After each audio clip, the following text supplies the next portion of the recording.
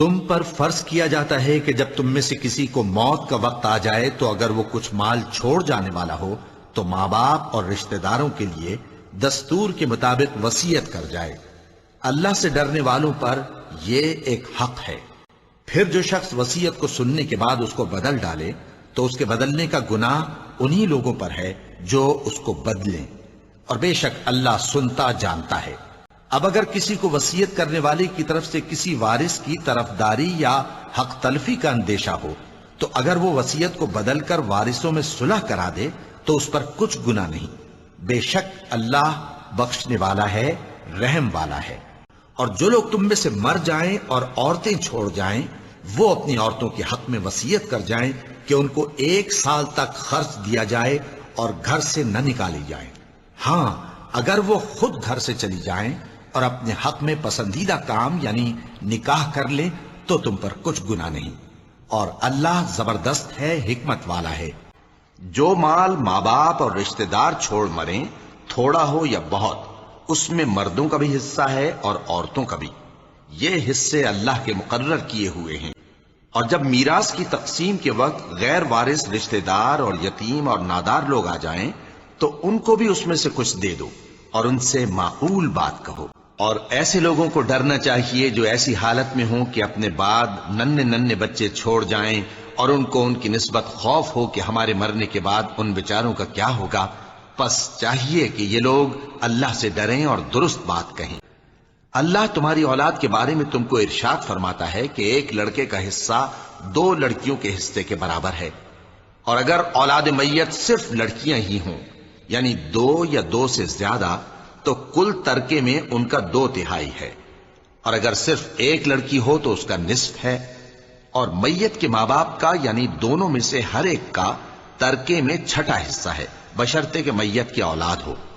اور اگر اولاد نہ ہو اور صرف ماں باپ ہی اس کے وارث ہوں تو 1/3 ماں کا حصہ ہے، اور اگر میت کے بھائی بھی ہوں تو ماں کا 6واں حصہ ہوگا۔ اور یہ تقسیم ترکہ میت کی وصیت کی تعمیل کے بعد جو اس نے کی ہو یا قرض کے ادا ہونے کے بعد جو اس کے ذمے ہو عمل میں آئے گی۔ تم کو معلوم نہیں کہ تمہارے باپ دادوں اور بیٹوں پوتوں میں سے فائدے کے لحاظ سے کون تم سے زیادہ قریب ہے۔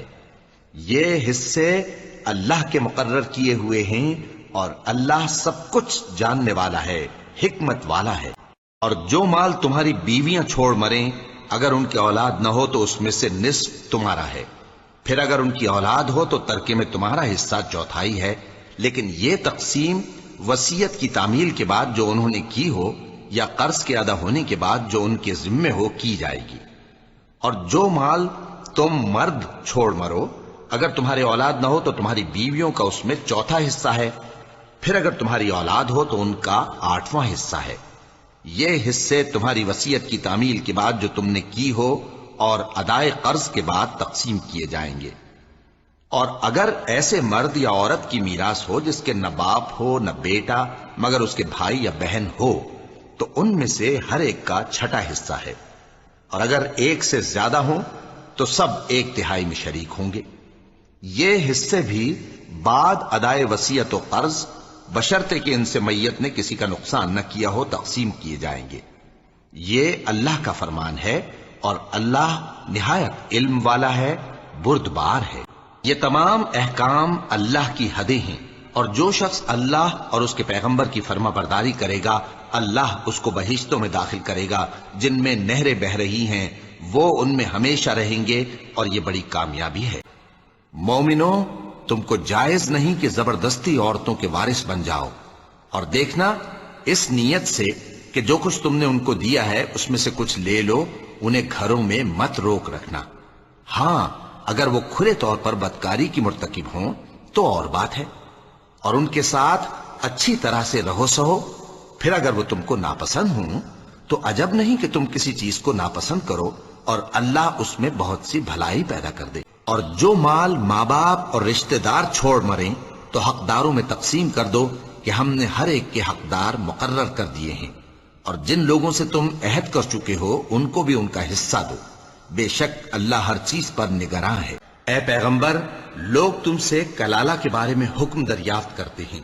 کہہ دو کہ اللہ کلالہ کے بارے میں یہ حکم دیتا ہے کہ اگر کوئی ایسا مرد مر جائے جس کے اولاد نہ ہو اور نہ ماں باپ اور اس کی ایک بہن ہو تو اس کو بھائی کے ترکے میں سے آدھا حصہ ملے گا، اور اگر بہن مر جائے اور اس کے اولاد نہ ہو تو اس کے تمام مال کا وارث بھائی ہوگا، اور اگر مرنے والے بھائی کی 2 بہنیں ہوں تو دونوں کو بھائی کے ترکے میں سے 2/3، اور اگر بھائی اور بہن یعنی مرد اور عورتیں ملے جلے وارث ہوں تو مرد کا حصہ 2 عورتوں کے حصے کے برابر ہے۔ یہ احکام اللہ تم سے اس لیے بیان فرماتا ہے کہ بھٹکتے نہ پھرو، اور اللہ ہر چیز سے خوب واقف ہے۔ مومنو،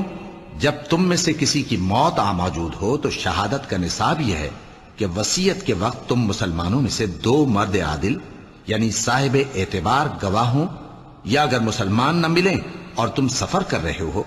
اور اس وقت تم پر موت کی مصیبت واقع ہو تو کسی دوسرے مذہب کے 2 شخصوں کو گواہ کر لو۔ اگر تم کو ان گواہوں کی نسبت کچھ شک ہو تو ان کو عصر کی نماز کے بعد کھڑا کرو، اور دونوں اللہ کی قسمیں کھائیں کہ ہم شہادت کا کچھ عوض نہیں لیں گے،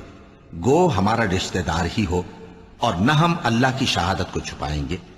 اگر ایسا کریں گے تو گناہ گار ہوں گے۔ پھر اگر معلوم ہو جائے کہ ان دونوں نے جھوٹ بول کر گناہ حاصل کیا تو جن لوگوں کا انہوں نے حق مارنا چاہا تھا ان میں سے ان کی جگہ اور 2 آدمی کھڑے ہوں جو میت سے قرابت قریبہ رکھتے ہوں، پھر وہ اللہ کی قسمیں کھائیں کہ ہماری شہادت ان کی شہادت سے زیادہ سچی ہے اور ہم نے کوئی زیادتی نہیں کی۔ ایسا کیا ہو تو ہم بے انصاف ہیں۔